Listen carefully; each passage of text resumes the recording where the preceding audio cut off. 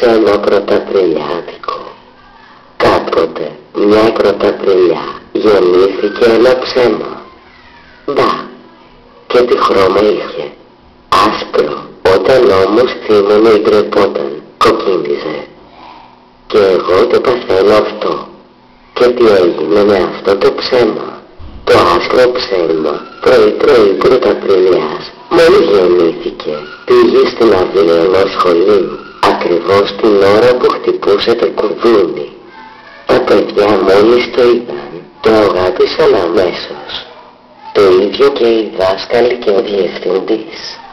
Τα παιδιά θέλησαν να το κρατήσουν στο σχολείο τους. Τι όμορφο ψέμα είσαι εσύ. Είπαν και ο διευθυντής του έκανε επίσημη πρόταση να μείνει στο γραφείο μαζί του. Ήταν πρωταπριλιά, γι' αυτό το αγάπησαν. Γιατί τα ψέματα κανείς δεν τα συμπαθεί. Τελικά έμεινε το ψέμα στο σχολείο. Όχι, προτίμησε να φύγει. Πήγε βόλτα στην αγορά. Οι καταστηματάρχες άνοιγαν χαρούμενοι την πόρτα να περάσει μέσα. Όλοι ήθελαν να το κρατήσουν κοντά τους. Θα σε βάλω στη βιτρίνα, προσφέρθηκε ένας βιβλιοπόλης.